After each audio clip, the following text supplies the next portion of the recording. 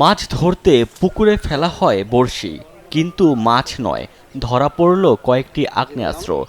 আর এরপর থেকেই পুরো এলাকায় সৃষ্টি হয় চাঞ্চল্য।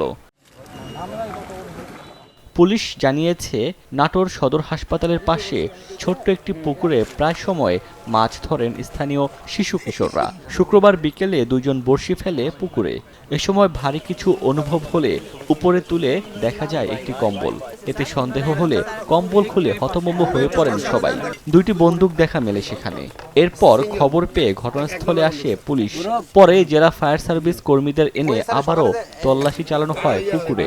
তখন উদ্ধার হয় আরও 4টি শর্টগান। এ খবর ছড়িয়ে পড়লে পুরো এলাকায় উত্তেজনা দেখা দেয়। কিভাবে পুকুরে এলো এমন আগ্নেয়াস্ত্র?